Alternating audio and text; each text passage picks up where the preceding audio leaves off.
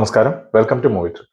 അപ്പൊ cocktail 2 cinema release ചെയ്തു. ഇപ്പോ OTT-യിൽ റിലീസ് ആയിട്ടുണ്ട് സിനിമ. അത്യാവശ്യം മിക്സഡ് റെസ്പോൺസ് ആയിരുന്നു തിയേറ്ററിൽ ഉണ്ടായിരുന്നത്. പടം ഡയറക്ട് ചെയ്തിരിക്കുന്നത് ഹോമി അദ്ജാനിയാണ്. അതായത് കോക്ടെയിൽ 1-ന്റെ സെയിം ഡയറക്ടർ തന്നെ. അതായത് സെയ്ഫ് അലി ഖാന്റെ ഒക്കെ ദിവ്യ പതുക്കോണൊക്കെ ഉള്ള സിനിമ ഉണ്ടല്ലോ, അതിന്റെ സെയിം ഡയറക്ടർ തന്നെയാണ് ഈ പടം ഡയറക്ട് ചെയ്തിരിക്കുന്നത്. റൈറ്റർ പക്ഷെ ചേഞ്ച് ആയിട്ടുണ്ട്. റൈറ്റർ ലവ് രഞ്ജനും പിന്നെ തരുൺ ജെയിൻ, ഈ രണ്ടുപേരാണ് ഈ സിനിമ കഥ എഴുതിയേക്കുന്നത്. മ്യൂസിക് ബൈ പ്രീതമാണ്. ഫസ്റ്റിലും പ്രീതം തന്നെയായിരുന്നു. പടത്തിലെ മെയിൻ ക്യാരക്ടേഴ്സ് ആയിട്ട് വരുന്നത് ഷാഹിദ് കപൂർ, കൃതി സനൻ, പിന്നെ രശ്മിക മന്ദന. സിനിമ തുടങ്ങുന്നത്, അതായത് ഒരു സിനോപ്സിസ്, അതായത് അങ്ങനെ പറയുകയാണെങ്കിൽ കുനാൽ എന്ന് പറയുന്ന ആള് ഒരു ഷെഫാണ്. ആളുടെ ലോങ് ടൈം ഗേൾഫ്രണ്ട് ആയിട്ടുള്ള, അതും ആർക്കിടെക്റ്റ് ആയിട്ടുള്ള ദിയ ആയിട്ടാണ് ഒരു ലിവിങ് റിലേഷൻഷിപ്പിൽ കഴിയുന്നത്. അപ്പോൾ അവര് പണ്ട് തൊട്ടേ ഉള്ള, എന്താ പറയാ, ഒരു സ്കൂൾ കാലം തൊട്ടിട്ടുള്ള സ്വീറ്റ് ഹാർട്സ് ആണ്. അപ്പോൾ അവരുടെ ഈ ലോങ് ടേം റിലേഷൻഷിപ്പ് കണ്ടിട്ട് അവരുടെ റിലേറ്റീവ്സ് ഒക്കെ അവരുടെ അടുത്ത് എന്നാണ് കല്യാണം കഴിക്കുക എന്നുള്ള സെറ്റപ്പ് ചോദിച്ചുകൊണ്ടിരിക്കുകയാണ്. അപ്പോൾ ഒരു വെഡ്ഡിങ് സീസണിൽ ഇവരുടെ അടുത്ത് ഭയങ്കര ഓവറായിട്ട് ഇങ്ങനെ ചോദ്യം കാരണമുണ്ട് അവരൊരു പ്ലാൻ ചെയ്യുന്നു. ബാക്കി ഒരു വെഡ്ഡിങ് സീസൺ അവർക്ക്, എന്താ പറയാ, അതിൽ നിന്ന് ഇങ്ങനത്തെ ഒരു ചോദ്യത്തെ ഒഴിവാക്കാൻ വേണ്ടിയിട്ട് അവര് ഇറ്റലിയിലെ സിസിലി എന്ന് പറഞ്ഞ സ്ഥലത്തേക്ക് ഒരു വെക്കേഷൻ പ്ലാൻ ചെയ്യാണ്. അവര് വെക്കേഷന് പോകുന്നു. ആ വെക്കേഷനിൽ വെച്ചിട്ട്, അതായത് സിസിലിയിൽ വെച്ചിട്ട് ദിയയുടെ കൂടെ പണ്ട് പഠിച്ചിരുന്ന ആലി എന്ന് പറഞ്ഞിട്ടുള്ള ഒരു ഫ്രണ്ടിനെ അവർ കണ്ടുമുട്ടുകയാണ്.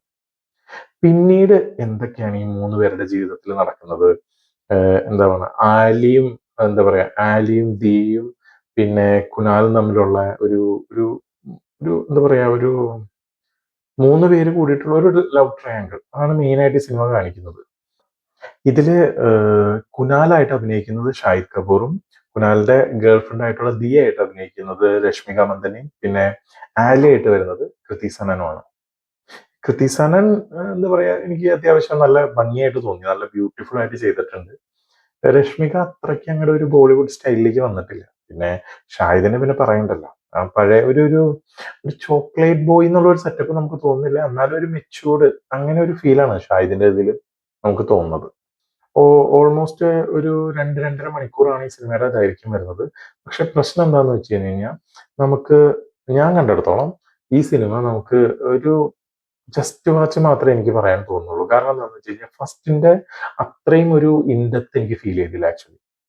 കാരണം ഒരു, എന്താ പറയാ, ഈ പിന്നീട് നടക്കുന്ന, അതായത് ഇവർ ഈ സിസിലിയിൽ ചെന്നിട്ടുള്ള ആലീനെ കണ്ടിട്ട് പിന്നീട് നടക്കുന്ന ഒരു ത്രികോണ പ്രണയത്തിനകത്ത് ഒരു പ്രണയം കുറഞ്ഞു പോയ പോലെ ഒരു ഫീൽ വരുന്നു. ഒരു കമ്മിറ്റ്മെന്റ് മാത്രം കാണിച്ചിട്ടും പിന്നെ ബാക്കി ഒരു വലിച്ചുകെട്ട്, ഭയങ്കരമായിട്ട് വലിച്ചുകെട്ട് തോന്നുന്നുണ്ടായിരുന്നു സിനിമയിൽ. അതായിരുന്നു ഇതിന്റെ ഏറ്റവും വലിയ ഡ്രോബാക്ക്. പക്ഷെ ആകെ, എന്താ പറയാ, പ്രീതത്തിന്റെ ഒരു സോങ്, ഒരു ഒന്നോ രണ്ടോ സോങ് മാത്രമായിരുന്നു നല്ലത്. ബാക്കിയൊക്കെ പഴയത് തന്നെ. പഴയ സോങ്ങിന്റെ തന്നെ റീമിക്സ് ആണ് BGM സഹിതം അങ്ങേരെ ഇളക്കിയേക്കുന്നത്. അത് ഒഴിച്ചു നിർത്തി കഴിഞ്ഞ് കഴിഞ്ഞാൽ ഈവൻ ആ ഒരു ഫ്രെയിംസും പിന്നെ സിസിലിയുടെ ഭംഗിയും അങ്ങനെയൊക്കെ കാണാനായിട്ട് ഈ പടം വേണമെങ്കിൽ ഒരു വൺ ടൈം വാച്ച് ചെയ്യാം. അതിൽ കൂടുതലൊന്നും നമുക്ക് ഒരു ഒരു മസ്റ്റ് വാച്ച് അങ്ങനെയൊന്നും കാറ്റഗറിയിൽ പെടുത്താനേ പറ്റില്ല. ഒരു ലവ് ട്രയാങ്കിൾ ആണെങ്കിലും ഒരു നമുക്ക് ഈ മടുക്കുന്ന ടൈപ്പ് ഒരു ലവ് ട്രയാങ്കിളിലേക്കാണ് സിനിമ പോയേക്കുന്നത്. ചിലവർക്ക് ഇഷ്ടപ്പെടാം, ചിലവർക്ക് ഇഷ്ടപ്പെടാതിരിക്കാം. ഒരു, എന്താ പറയുക, എവരിവൺസ് കപ്പ് ഓഫ് ടീ ആണെന്ന് പറയാൻ പറ്റില്ല ഈ സിനിമ. അപ്പൊ ഇതായിരുന്നു കോക്ടെയിൽ 2ന്റെ എന്റെ റിവ്യൂ. അപ്പൊ നിങ്ങൾക്ക് ഈ വീഡിയോ ഇഷ്ടപ്പെട്ട് കഴിഞ്ഞ് കഴിഞ്ഞാൽ ലൈക്ക് ചെയ്യുക, ഷെയർ ചെയ്യുക, ചാനൽ ഒന്ന് സബ്സ്ക്രൈബ് ചെയ്യുക. അപ്പൊ നമുക്ക് അടുത്ത വീഡിയോയിൽ വീണ്ടും കാണാം.